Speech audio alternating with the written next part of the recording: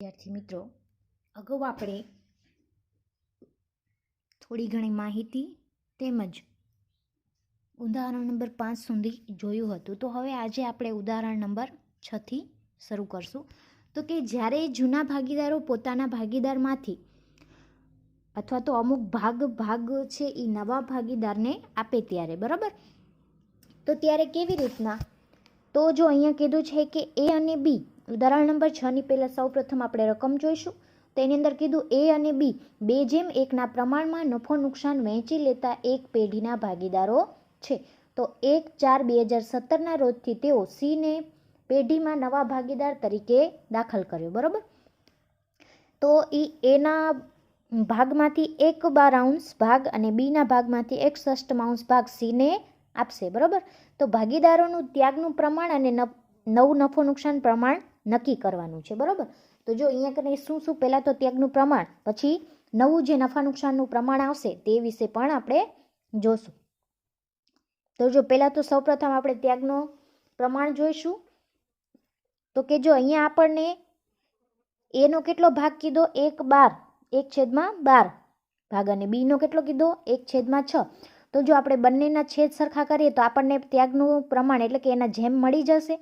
તો કે 6×2 અને 1×2 બીના ભાગમાં, બરાબર. તો 2/12. તો આપણે 1/2 પ્રમાણ કાઢી શકીએ, બરાબર. તો જો આપણે આનું પ્રમાણ જોઈએ સીનો ભાગ લેવા માટેનો હોય તો એનો કેટલો થાય? તો કે એનો ત્યાગ પ્લસ બીનો ત્યાગ. તો 1/12 પ્લસ 1/6, બરાબર. તો આપણે અહીંયા કને સરખા કરવા માટે શું કરીશું? તો સરખું કરી નાખશું અહીંયા. તો 12 ઉપર આવી ગયા 6×2 ને અહીંયા ઉપર આવી ગયા 4 4×13 12, બરાબર. અહીંયા કને 1/4 ભાગ આપણને મળ્યો, સીનો ભાગ થયો, બરાબર. 1/4. અને એ બીનું નફો નુકસાન વહેંચતું પ્રમાણ કેટલું આપી દીધું છે? 2:1. તો નવો નફા નુકસાનનું પ્રમાણ શું મેળવવાનું? તો એનો જૂનો ભાગ 2/3 છે અને બીનો કેટલો જૂનો ભાગ છે? તો કે 1/3. તો અહીંયા નવો નફા નુકસાનનું પ્રમાણ બરાબર શું થાય? તો કે જૂનો ભાગ માઇનસ ત્યાગનો ભાગ. તો આપણો જૂનો ભાગ કેટલો છે? 2/3. તો નવો ભાગ કેટલો છે? 1/12, બરાબર. તો સૌપ્રથમ આપણે બેના છેદ સરખા કરશું. 3 ચોક 12 ને 4 દુ 8. 8માંથી 1 જાય તો 7 ને છેદમાં 12, બરાબર. એવી જ રીતના 1/3 છે બીનો ભાગ ને આમ એનો ભાગ કેટલો છે ત્યાગનો? 1/6. તો 3 દુ 6. 2માંથી 1 જાય તો 1/6, એટલે છેલ્લો છેદ સરખા કરતા આપણને મળી ગયો 1/6 ભાગ. તો હવે આપણે સીનો ભાગ કેટલો હતો? 1/4, બરાબર. તો એનો પણ એવી રીતના કરીશું ભાગ કાઢતા આપણે. તો કે એ બી અને સીનો છે કેટલા મળે છે આપણને? 7/2/3 પ્રમાણમાં. અહીંયા 3 વડે ગુણશું 4 ને 4×13 12 ઉપર 3 આવી ગયા, 4/12 આવી ગયા. અહીંયા 6×2 એટલે 2/12. તો 7/12 2/12 અને 3/12. તો કે 7/2/3 પ્રમાણ આપણને અહીંયા મળી ગયું એ બી અને સીનું, બરોબર છે. ફરી એકવાર આપણે જોઈએ જઈએ તો કે જો ત્યાગ કેટલો કરેલો છે એ? તો કે 1/12. બીએ કેટલો કર્યો છે? તો કે 1/6, બરાબર. બેના છેદ સરખા કરતા આપણને 1/2 પ્રમાણ ત્યાગનું મળ્યું. તો હવે આપણને જોવાનું હશે કે નવો નફા નુકસાનનું પ્રમાણ શોધવું હોય તો શું કરશું? જૂનો ભાગમાંથી ત્યાગનો ભાગ બાદ કરશું. તો એ બંનેના બાદ કરતાં આપણને અહીંયા કને એ બી સીનું નવું પ્રમાણ મળે છે 7/2/3 પ્રમાણ, બરાબર. ઉદાહરણ નંબર 7. તો કે ઉદાહરણ નંબર 7ની અંદર નવી રીત શું હશે? તો કે જ્યારે જૂના ભાગીદારોમાંથી કોઈ એક ભાગીદાર છે એ તેનો જૂનો ભાગ નવા ભાગીદારના પ્રવેશ બાદ જાળવી રાખે છે કે નહીં તે માટેનું, બરાબર. તો કે ઉદાહરણ નંબર 7 ની પહેલાં આપણે રકમ જોઈશું. તો કે એ બી અને સી એક પેઢીના ભાગીદારો છે. તેમનું નફા નુકસાનનું વહેંચણીનું પ્રમાણ અનુક્રમે છે 1/2, 3/10 અને 1/5. તો તેઓ ડીને નવા ભાગીદાર તરીકે 1/6 ભાગે દાખલ કરે છે. સી તેનો ભાગ ડીના પ્રવેશ બાદ પણ જાળવી રાખતા હોય છે, બરાબર. તો નફો નુકસાનનું નવું પ્રમાણ નક્કી કરવાનું છે. જો અહીંયા કને આપણને જૂનું પ્રમાણ આપી દીધું છે કેટલું? 1/3, 3/10 ને 1/5. તો આપણે અહીંયા કને છેદ સરખા કરવા હોય તો 2 ને 5 વડે ગુણીએ એટલે 10 આવી જાય. 5 દુ 10 અને 1 ગુણ્યા 5 એટલે 5 અને 3/10 તો છે જ, વળી 5 દુ 10 એટલે 2/10 એટલે આપણને મળી ગયું અહીંયા કને 5/3/2. તો હવે આપણે અહીંયા ભાગીદાર ડીનો ભાગ કેટલો છે, તો અહીંયા નવો ભાગીદાર આવે છે, એનો ભાગ કેટલો દાખલ કરવામાં આવે છે, 1/6. બરાબર, કેટલો, 1/6. તો હવે નવા ભાગીદારના પ્રવેશ બાદ સી તેનો ભાગ 1/5 જાળવી રાખે છે. શું કીધું, સી છે એ પોતાનો ભાગ છે એ જાળવી રાખે છે અને નફા નુકસાનનું નવું પ્રમાણ આપણે નક્કી કરવાનું છે. તો જો અહીંયા એ બી માટે બાકી રહેતો ભાગ, તો જો આપણે કોઈ પણ કુલ ભાગ છે હજી આપણે નક્કી નથી કર્યો એટલે આપણે ધારશું, તો કુલ ભાગ બરાબર કેટલું થશે, 1. તો સીનો ભાગ તો એ એમને એમ જાળવી રાખે છે, કેટલો છે, 1/5. અને ડીનો ભાગ કેટલો છે, તો કે 1/6.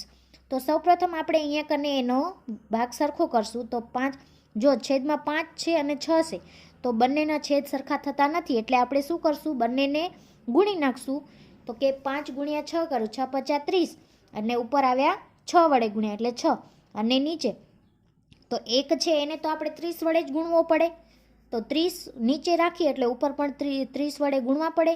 તો 30 - 6 + 5 છેદમાં 30, કેમ કે છેદ બધાના સરખા થઈ ગયા એટલા માટે. તો આપણી પાસે અહીંયા ભાગ કેટલો મળ્યો, 19/30. બરાબર.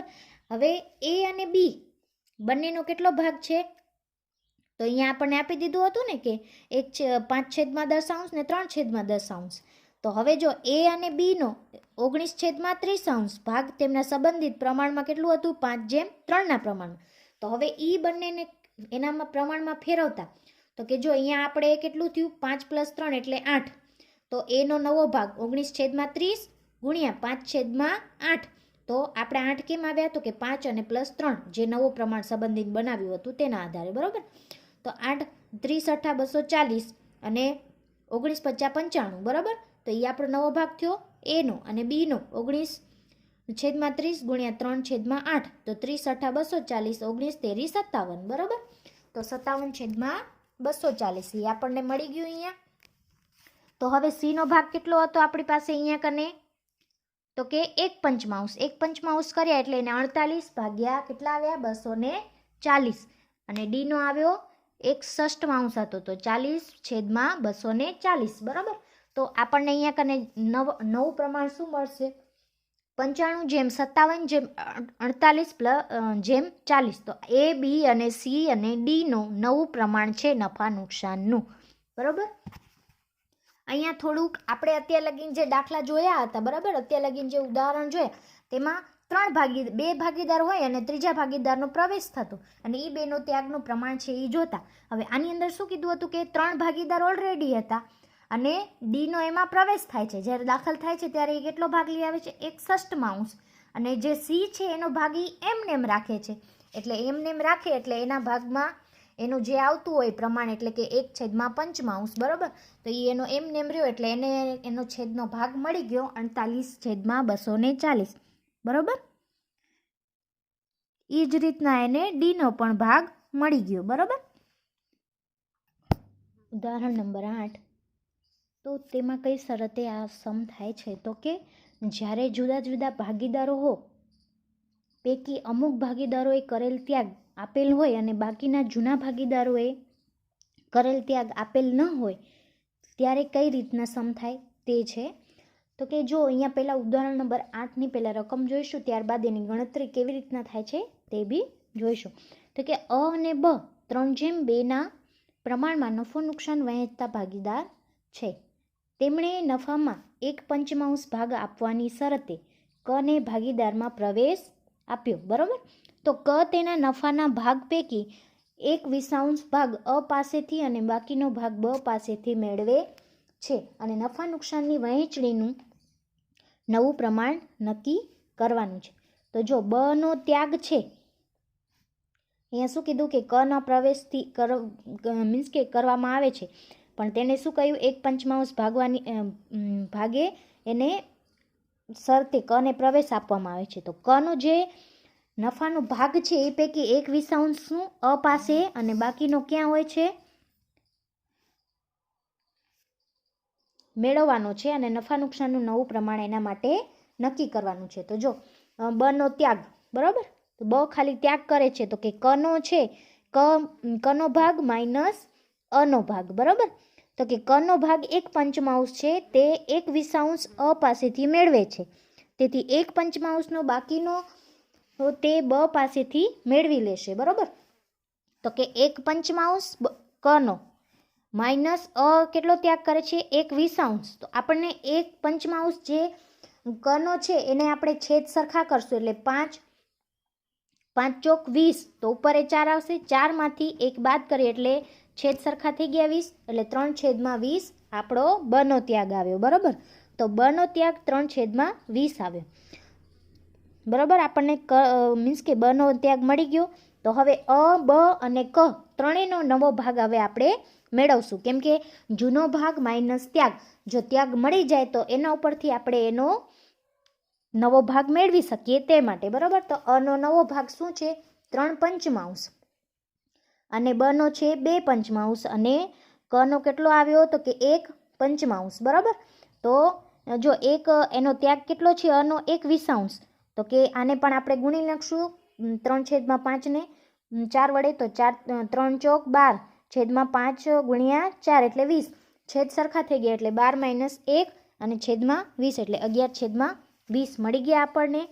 પછી બનો નવો ભાગ, તો 2/5 છે, છેદ સરખા કરવા માટે આપણે 4 વડે ગુણશું, 4 × 5 = 20 અને 4 × 2 = 8, બરાબર. 8 - 3 છેદમાં 20 એટલે 5/20 મળી ગયો આપણને અહીંયા બનો ભાગ.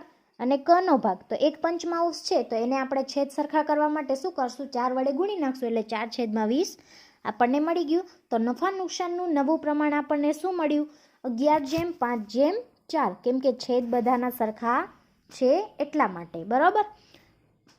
ફરીથી આપણે એકવાર જોઈ લઈશું કે કનો ભાગ છે એ અમાંથી બાદ કરવાનો છે ત્યાગ, બરાબર. ત્યારે આપણને કનો બનો ત્યાગ મળશે. પછી બનો ત્યાગ મળી જાય પછી આપણે શું કરવાનું છે તો નવો ભાગ મેળવવાનો છે. નવો ભાગ મેળવતા આપણને અહીંયા મળી ગયું 11/5/4, બરાબર. ઉદાહરણ નંબર 9, અ અને બ 4/1 પ્રમાણમાં નફો નુકસાન વહેંચતા એક પેઢીના ભાગીદારો છે. કને 1/4 ભાગ આપવાની શરતે પેઢીમાં નવા ભાગીદાર તરીકે દાખલ કરવામાં આવે છે અને અ તેના પોતાના ભાગનો 1/4 ભાગ કને આપશે, જ્યારે ક પાસે બાકીનો ભાગ છે એ બ પાસેથી મેળવશે. તો નફા નુકસાનનું નવું પ્રમાણ નક્કી કરવાનું છે. તો અ અને બનું જૂનું પ્રમાણ આપણને આપી દીધું છે 4/1, બરાબર. તો આપણો એનો શું થશે 4/5 અને 1/5. તો નવા ભાગીદારો કનો ભાગ છે કેટલો 1/4, બરાબર. કેટલો ભાગ લઈ આવે છે તો કે 1/4 ભાગે એને દાખલ થવાનું છે. તો અ પોતાનો ભાગ છે એ 1/4 કને આપશે, જેમ આપણે અગાઉના દાખલામાં જોયું હતું તેવી જ રીતના કે ક છે એ અ પાસેથી ત્યાગ કરે છે એટલા માટે. તો અ તેના પોતાના ભાગનો 1/4 ભાગ છે એ કને આપશે, તો એનો ત્યાગ કેટલો થાય તો જો 4/4 તો એનો ભાગ છે જ, ગુણ્યા આપણે 1/4 કરશું એટલે 5 ચોક 20, 4 × 4, તો 4/20 થાય એટલે 1/4 ભાગ થયો, 1/5 ભાગ થયો કહેવાય, કેમ કે કનો ભાગ 1/4 છે તે 1/5 અ પાસેથી મેળવે છે, તેથી 1/4 ભાગે બાકીના બ પાસેથી મેળવવાનો રહેશે, બરાબર. પછી બનો ત્યાગ, તો બ કનો ભાગ માઇનસ અનો ત્યાગ, તો કનો ભાગ કેટલો છે 1/4, કેમ કે એ નવો ભાગ એટલો લઈ આવે છે, બરાબર. અને અ કેટલો ત્યાગ કરશે 1/5, તો 4 × 5 = 20, 5 - 4 એટલે 1/5, 1/20 એનો ભાગ આવ્યો. તો નવો ભાગ મેળવવા માટે આપણને જૂનો ભાગ અને ત્યાગ બંને મળેલ છે. તો એના ઉપરથી આપણે અહીંયા જોઈશું તો કે અનો નવો ભાગ કેટલો છે 4/5, નવો ભાગ બરાબર જૂનો ભાગ માઇનસ ત્યાગ. તો અનો જૂનો ભાગ કેટલો છે 4/5 અને એનો ત્યાગ કેટલો છે 1/5. તો 5 આપણે જે છેદ છે સરખા છે એટલે આપણે શું કરશું અહીંયા 3/5 આપણને મળી ગયા એટલે આપણને અહીંયા ગુણવા પડશે નહીં. તેવી જ રીતના બનો નવો ભાગ મેળવવા માટે 1/5 માઇનસ 1/20, જે એને ત્યાગ કરેલો છે 20, બરાબર, 1/20. તો જો 4 × 5 = 20, આપણે છેદ સરખા કરશું એટલે ને 1 × 4 એટલે 4, 4 માઇનસ 1/20 એટલે 3/20 મળી ગયું આપણને બનો. અને કનો તો આપણને આપેલો જ છે 1/4 ભાગ, બરાબર. તો હવે એના ત્રણેયના આપણે જે છે એ સરખા કરશું. તો 3/5 છે એને 20માં ફેરવો એટલે 4 વડે ગુણશું, 4 × 5 = 20, તો 4 3 × 4 = 12, બરાબર. અને એટલે 12/20 આવ્યા, અને 3/20 તો છે જ. પછી 1/4 છે એને કેટલા વડે ગુણશું? 5 વડે, તો 5 × 20 અને 1 × 5 એટલે 5, એટલે 12/3/5 એ નફા નુકસાનનું નવું પ્રમાણ અહીંયા મળ્યું, બરાબર. પાઘડીની હિસાબી અસરો હિસાબી ધોરણ 26 પ્રમાણે કેવી રીતના થાય છે, તો તેના વિશે આપણે સમજ મેળવીશું. તો જ્યારે પાઘડીની હિસાબી અસરો છે એ પ્રવેશમાં પણ થોડી અસર કરતી હોય છે. જેમ કે આપણે જોઈએ છીએ કે પાઘડી એ અદૃશ્ય મિલકત છે. પેઢી જ્યારે તેના હરીફો કે સામાન્ય નફો કમાય છે તેના કરતાં પણ વધારે કમાતા હોય ત્યારે પેઢીને અધિક નફો મળે છે, બરાબર. જેના કારણે એની પાઘડી ઉદ્ભવતી હોય છે, બરાબર, જે અદૃશ્ય મિલકત છે. તો કે જૂના ભાગીદારોને ભૂતકાળમાં કરેલ પ્રયત્નોને કારણે ધંધામાં જે પાઘડી ઉદ્ભવે છે એ નવા ભાગીદારના પ્રવેશ વખતે જૂના ભાગીદારો તેમને મળતા નફાનો કેટલોક ભાગ છે એ નવા ભાગીદારની તરફેણમાં ત્યાગ કરે છે. જેમ કે આપણે ત્યાગના અગાઉ જે 9 દાખલા જોઈ ગયા તેના આધારે, બરાબર. તો કે જૂના ભાગીદારે કરેલ આ ત્યાગના બદલામાં નવા ભાગીદારને તેના વળતર આપવું પડે છે. તો આ વળતર સ્વરૂપે નવા ભાગીદારે આપવાની રકમને એ શું કહે છે? પાઘડીનું પ્રીમિયમ કહેવાય છે, બરાબર. પાઘડીનું પ્રીમિયમ એટલે શું? કે જૂના ભાગીદારે કરેલ આ ત્યાગના બદલામાં નવા ભાગીદાર તેને વળતર આપવું જે આપે છે, અથવા તો કોઈ વળતર સ્વરૂપે નવા ભાગીદારને રકમ આપવામાં આવે છે તેને પાઘડીનું પ્રીમિયમ કહે છે. અમુક વખતે જો આવા નવા ભાગીદાર પ્રવેશના સમયે શું થતું હોય છે, તો કે કોઈ જૂના ભાગીદારના નફા નુકસાનનું પ્રમાણમાં ફેરફાર ન પણ થાય તો તેને કોઈ ત્યાગ કરવાનો ન હોવાથી પાઘડીની રકમ તેને મળતી નથી હોતી, બરાબર. અથવા તો કોઈ જૂના ભાગીદારના નફા નુકસાન પ્રમાણમાં વધારો થાય તો તેને લાભ થયો કહેવાય, બરાબર. પરિણામે અન્ય જૂના ભાગીદારો નફા નુકસાનના ત્યાગ થાય છે, તેથી જૂના ભાગીદારો પણ તેને થયેલ લાભના પ્રમાણમાં નવા ભાગીદારની પાઘડીનો આધાર લઈને પાઘડીની રકમ ગણવામાં આવે છે, અને જે ભાગીદારે ત્યાગ કરેલ હોય છે તેના ખાતે જમા કરવામાં આવતું હોય છે. જે જૂના ભાગીદારને લાભ થયે હોય તેના ખાતે ઉધારવામાં આવતા હોય છે, બરાબર. તો જેમ આપણે અહીંયા પાઘડી એ અદૃશ્ય મિલકત છે, તેવી જ રીતના જૂના ભાગીદાર છે એ અમુક હિસ્સે જો પાઘડીમાં તેનો હિસ્સો દર્શાવતા હોય તો તેને આ રીતે દર્શાવવાનું હોય છે, બરાબર. તો હવે આપણે નવા ભાગીદારના પ્રવેશ વખતે પાઘડી અંગે હિસાબી અભ્યાસો કેવી રીતના કરશું, તો કે પાઘડી અંગેના હિસાબી અસરોનો અભ્યાસ પહેલાં institute of chartered accountant of India દ્વારા બહાર પાડવામાં આવેલ છે, બરાબર. જે અદૃશ્ય મિલકતના હિસાબોને લગતા હિસાબી ધોરણ 26માં પાઘડી અંગે ઉલ્લેખ ખૂબ જ અગત્યનો છે, બરાબર. જેમાં હિસાબી ધોરણ 26ના પેરા મીન્સ કે પેરેગ્રાફ 35માં એમને દર્શાવ્યું છે કે internally generate goodwill should not be required as an એસેસ, એટલે કે આંતરિક રીતે ઊભી કરેલી પાઘડીની મિલકત તરીકે ચોપડે દર્શાવવી જોઈએ નહીં. આ જ હિસાબી ધોરણ પેરા નંબર મીન્સ કે પેરેગ્રાફ 26 મુજબ પણ એમને લખેલું છે કે internally generator goodwill be not required as એસેસ because is it not identified board research, એટલે કે આની અંદર આંતરિક રીતે જે ઊભી કરેલી છે એ તો છે જ, પણ એની આઈડેન્ટિફાઈ રિક્વાયર કરવામાં આવેલી હોય છે, બરાબર. એ સંદર્ભ ક્યાંથી લેવામાં આવ્યો છે કે research cdn.ici.organization 27 29 2 ABS dash AS 26 PDF એને આ જોયેલું છે, બરાબર. આમ હિસાબી ધોરણ 26માં જણાવ્યા પ્રમાણે આંતરિક રીતે ઉદ્ભવેલ પાઘડી કોઈ કરાર દ્વારા કે અન્ય કાયદાકીય હકોને કારણે ઉદ્ભવતી નથી કે જે પેઢી દ્વારા અંકુશિત હોય અને તેના પડતર ચોક્કસ રીતે નક્કી કરી શકાય છે. આમ હિસાબી ધોરણ 26 સ્પષ્ટ જણાય છે કે જ્યારે પાઘડી સ્વરૂપે કોઈ અવેજ ચૂકવવામાં આવે ત્યારે જ પાઘડી મિલકત તરીકે ચોપડે દર્શાવવી જોઈએ. આંતરિક રીતે મૂલ્યાંકન કરે તો પાઘડી ચોપડે કિંમત દર્શાવવી જોઈએ નહીં, બરાબર. કેમ કે અવેજ સ્વરૂપે ચૂકવવામાં આવે ત્યારે પાઘડી મિલકત તરીકે ચોપડે દર્શાવવી જોઈએ, બરાબર. પરંતુ એ મૂલ્યાંકન કરતી પાઘડી ચોપડે દર્શાવવી જોઈએ નહીં. તો ભાગીદારના પ્રવેશ વખતે પાઘડીનું મૂલ્યાંકન પેઢીના આંતરિક સ્ત્રોતો જેવા કે નફો, રોકાયેલી મૂડી, અપેક્ષિત નફાનો દર વગેરેના આધારે નક્કી કરવામાં આવતી હોય છે. તેથી પાઘડીને મિલકત તરીકે પેઢીના પાકા સરવૈયામાં દર્શાવી શકાય નહીં. તે જ રીતે જો પ્રવેશ પહેલાંના પાકા સરવૈયામાં મિલકત તરીકે પાઘડી દર્શાવેલી હોય તો તે પણ જૂના ભાગીદારો વચ્ચે જૂના નફા નુકસાનના પ્રમાણમાં માંડી વાળવી જોઈએ, કારણ કે જૂના ભાગીદારીનું વિસર્જન કરી અને ભાગીદારી પુનર્ગઠન કરવામાં આવતી હોય છે એટલા માટે, બરાબર. તો હિસાબી અસર આપવાની દ્રષ્ટિએ વિચારીએ તો પાઘડી એ જૂના ભાગીદારો કે નવા ભાગીદારોની તરફેણમાં કરેલા ત્યાગનો વધુ ને વધુ વળતર મળે તે નવા ભાગીદારની પાઘડી જૂના ભાગીદારોએ કરેલ ત્યાગના પ્રમાણમાં જ મળતી હોય છે.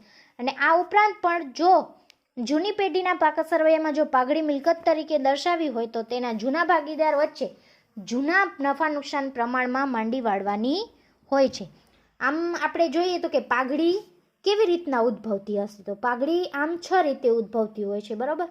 તો એમાં પહેલી જ છે જ્યારે નવા ભાગીદાર દ્વારા ખાનગી રીતે પાઘડી આપવામાં આવે ત્યારે જ્યારે નવો ભાગીદાર તેના પાઘડી પ્રીમિયમ રોકડાથી ચૂકવે અને અન્ય સ્વરૂપે લાવે ત્યારે ધંધામાં રાખી મૂકવામાં આવે ત્યારે જ્યારે નવો ભાગીદાર તેના ભાગની પાઘડીનું પ્રીમિયમ રોકડ સ્વરૂપે લાવી અને જૂના ભાગીદારો તેમને મળેલ પાઘડી રોકડમાં ઉપાડી જાય ત્યારે જ્યારે નવો ભાગીદાર તેના ભાગની પાઘડીનું પ્રીમિયમ રોકડમાં ન લાવે ત્યારે અને જ્યારે ભાગીદાર તેના ભાગની પાઘડીનું પ્રીમિયમ અંશતઃ રોકડમાં લાવે ત્યારે કે અડધા નાણાં લાવે ત્યારે જ્યારે પાઘડીનું મૂલ્યાંકન ભાગીદારોની મૂડી પરથી કરવામાં આવે ત્યારે પણ હોય છે. આવી જ રીતના આવી પરિસ્થિતિના હિસાબોની અસર પણ આપણે કે આજે આપણે 6 રીત જોઈ તેના વિશેના પણ આપણે અમુક સમ જોશું, બરાબર.